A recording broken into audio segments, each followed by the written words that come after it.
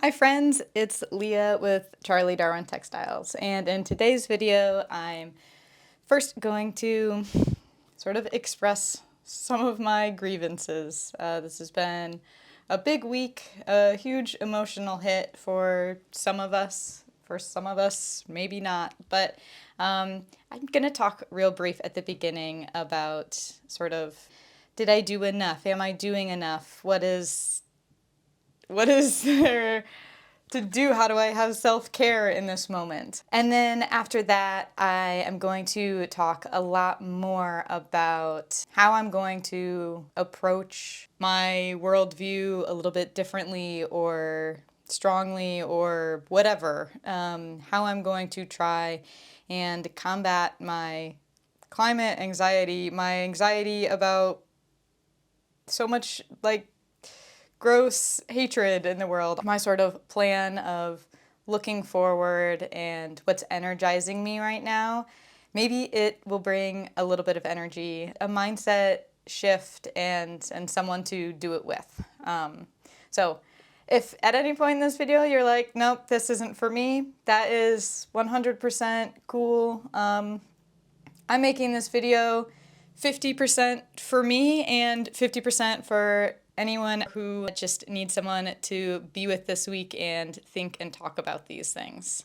So let's get into it. So even staying off of social media, I felt like such a trapped energy about the US election. Should I be saying something like through my business platforms or like to people I know that aren't going to vote the way that I like? I have something to say and I want to say it. So why don't I? Why didn't I? I knew exactly who I was going to vote for, but not really knowing if this was something that I wanted or needed to talk about with people outside of my immediate family. I just didn't. I didn't know how I really felt about it. But I also kind of said nothing because I had this idea in my head that it's really annoying and cringy to say something and express your views on the topic. And that I'm not supposed to mix business with political stuff. But I don't know. How am I one without the other? I'm a person that really likes to share what I stand for. If that wasn't clear already by my business name, Charlie Darwin Textiles. And if you don't get the reference, don't worry. By the time you get to the end of this video, it will be a lot more clear for you. I think it's just truly like baked into my personality as an advocate and as a highly sensitive person who I believe I'm pretty tuned into ringing the alarm bells for the society or my group when something feels off. Highly attentive to social dynamics and a pretty conscientious person. And yet, leading up to the election, I said nothing. I posted nothing online. I didn't write any personalized postcards to my male relatives with newborn daughters who likely voted against women's rights. But I still feel like and felt like this is such a monumental moment. Kamala isn't a token for women and for women of color, but God damn it, this is like such a fantastic chance at getting the first woman president in a world where my entire reality has been of just men watching over me and dictating my body and behavior. I mean, from the start, I had people telling me about this Jesus and God who are overlooking my eternal fate. And then they introduce Santa, who will determine what gifts and resources that I get every year. Then you pile on all these man presidents and all the majority of Congress who are making laws about my body and behavior. And even growing up, my family doctor was male, as was every single soccer coach that I had from the age of 5 to 18 years old.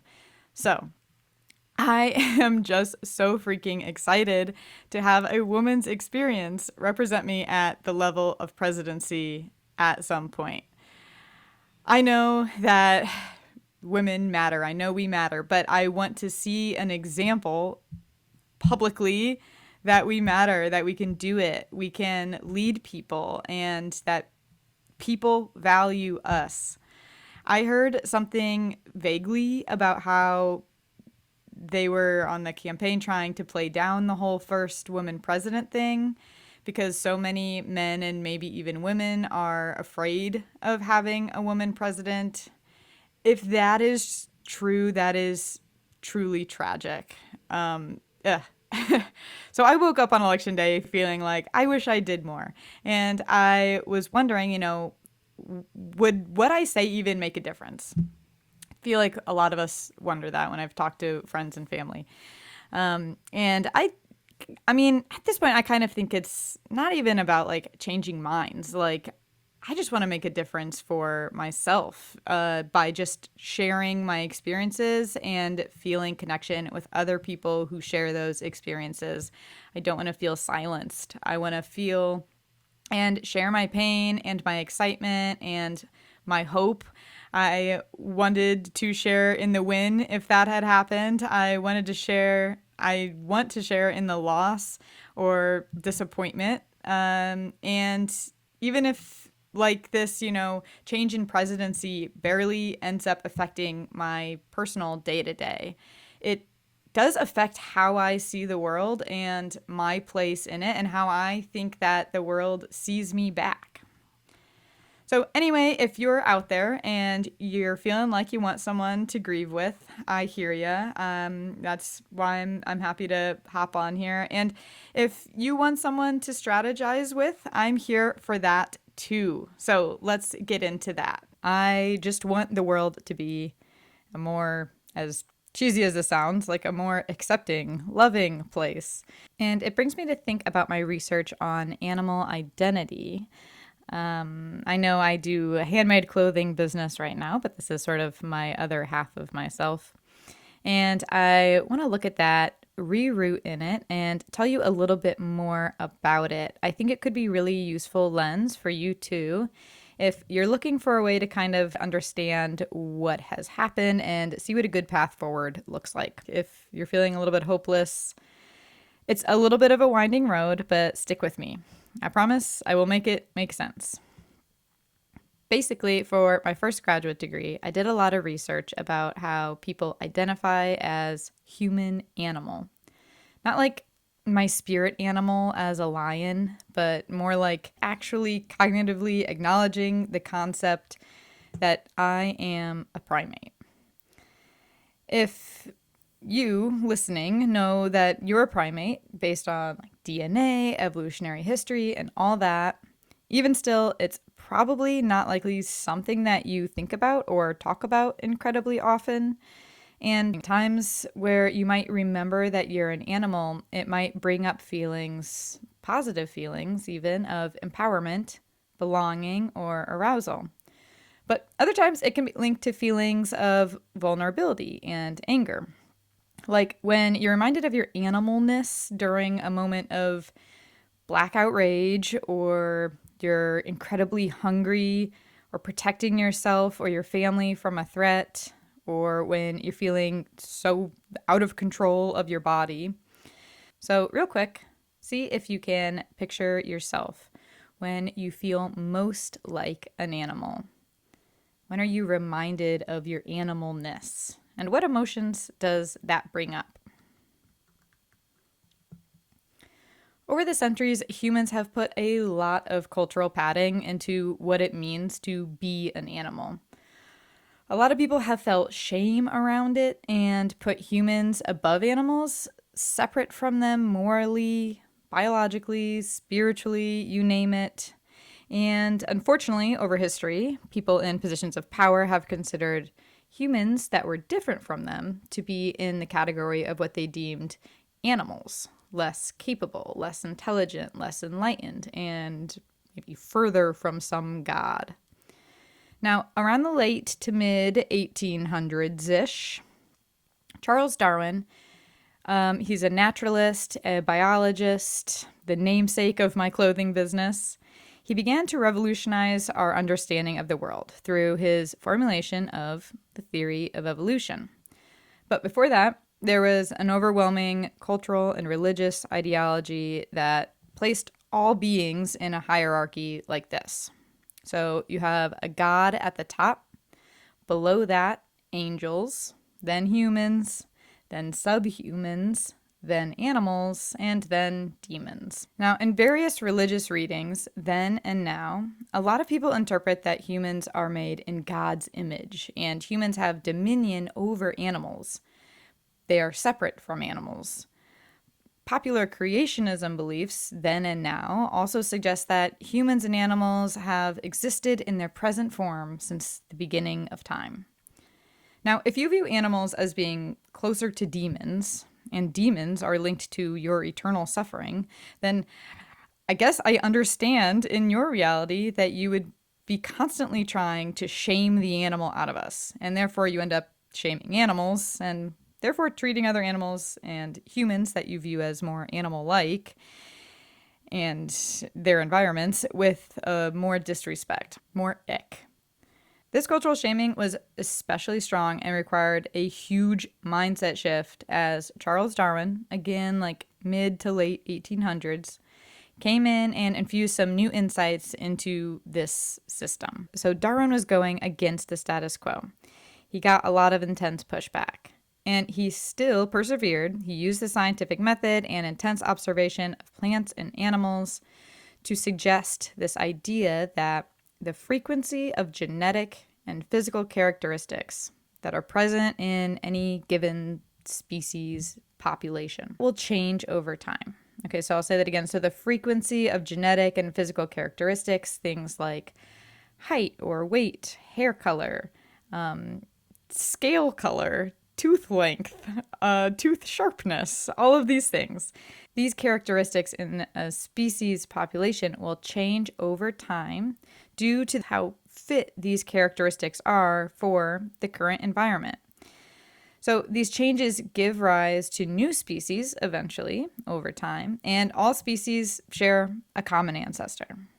He explores these topics in his first big book, The Origin of Species. And then he doesn't really mention humans at all until he wrote a second book called The Descent of Man. And that's where he addresses that humans are also a species. Like all other animals, we share a common ancestor with all other animals, and our bodies, social structures, our genetics have also changed over time. Now, I say changed lightly. I have a footnote in a separate blog post about how we haven't evolved or changed past tense. It's still happening. No human characteristic, species, or organism is more evolved than another one because evolution is truly just like in motion at all times, continues to be in motion as our environments are shifting and changing, and we keep reproducing and having genetic variation. Now, all forms of scientific discovery are both shaped by cultural influences and have cultural implications. Sometimes ones that are unanticipated completely by the scientists themselves, like Darwin. Didn't anticipate how his research was going to be used out in the real world. And to me, I think that's what makes the scientific process so interesting. It's that mix between like what happens in a scientific setting versus how is that actually interpreted out in the real world by just regular Joe Schmoes. Now, in the case of Darwin and the theory of evolution, his work is currently supported by over 99% of scientists in the United States, and it's honestly the fundamental underpinning to massive discoveries in biology, ecology, psychology, anthropology, and of course, all these applications in modern medicine, infectious disease, our understanding of pandemics. Now, while scientists are already in unanimous support of the theory of evolution, US public is not always. These, are people less trained on the topic. But the US public, especially younger generations, are becoming increasingly supportive of the theory of evolution and are using it to explain their own existence in the world. And honestly, that kind of just gives me a little bit of hope or a little bit of camaraderie with people who share my worldview, I suppose, in a world that has seemed overwhelmingly religious. Unfortunately, throughout history, there have been some social groups who have misinterpreted and misused the concept of evolution to exploit others to increase their own power and status, like eugenics, social Darwinism. You might have heard these terms before. And some people have used the concept of evolution to their own benefit to extremes that are very lethal for mass groups of people. So, for example, in the Gilded Age, sociologists like this guy Herbert Spencer, he totally misapplied the concept of evolution to try and explain differences in class status in society, mostly just because he wanted to justify the current power dynamics and hierarchies of the specific races and classes of people. He was trying to apply the biological phenomenon of evolution to explain social class differences and explain them as being natural. So, in other words, in his perspective, those who are born poor are genetically unfit. And to him, this is just survival of the fittest. He was doing this to prevent the government from providing aid to these poorer groups of people. Linked in my blog is a really great video you can find that describes how sociologists have tried to apply the theory of evolution to social structure in the past, and just how messy that can be. Okay, so this might sound like a side tangent, rant, really abstract or niche, but to cut to the chase, I want to really help us better contemplate our approach toward making this world a little bit brighter for ourselves and others, or at least understanding what's happening. Take some innovative approaches, perhaps. There is an important through line within this story. I promise I'm getting to it. So, in my social science research, I did this around 2018, 2019 at Tufts. I had surveyed hundreds of U.S. law and policy students all across the country, and these are basically just like young people who have career goals of working on United States laws or policies in the future. So I found through my surveys and interviews that a huge majority of these students, like 88%, expressed a belief in the concept of human evolution as compared to creationism. This is a little bit higher than the national average. Like I mentioned earlier, I think that's probably likely due to generational differences in worldviews, maybe also differences in education levels in general, because these were college students. But the findings go on to show that those that do believe in the theory of evolution are more likely to classify humans as being animals.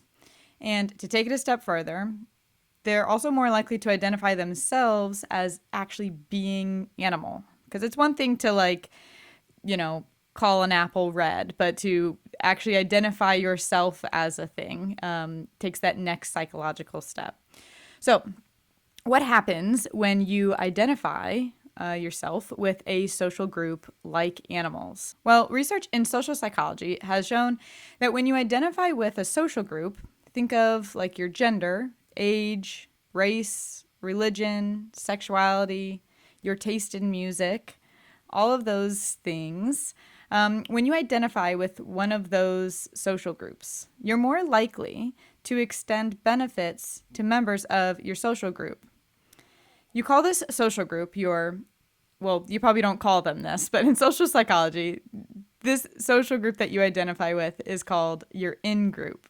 These are your homies, the people that are like you. You would likely vote to give your group more positive regard, compassion, rights, right?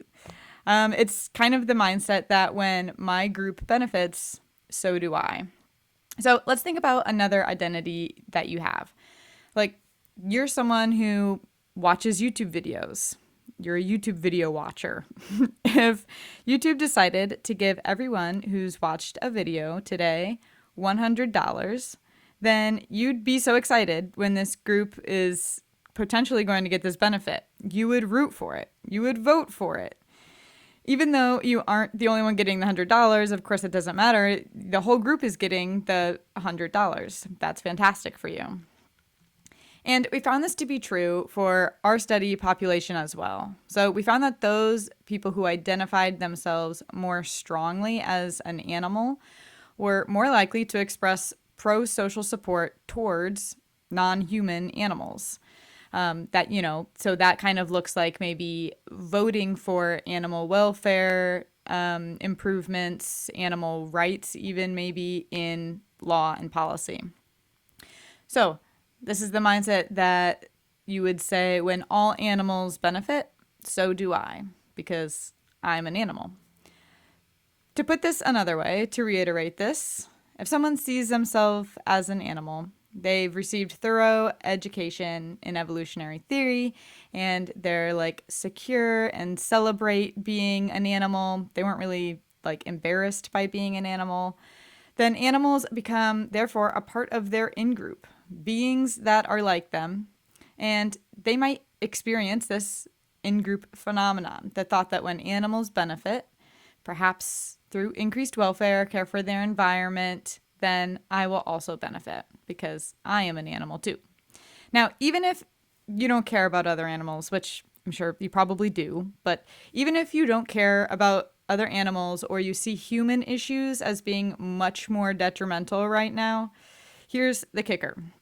So, recent research has shown that solidarity with animals, animal identity, was also associated with lower ageism, racism, sexism, and right-wing authoritarianism. That's huge. So by identifying yourself this broadly with living beings, it has the power of minimizing the differences within the group and increasing empathy towards individuals who you now see as members of your in-group. It's kind of like instead of just women in your department getting a raise, the whole department gets a raise. And instead of that, it's actually like your whole company gets a raise. And the whole building just lights up with better morale.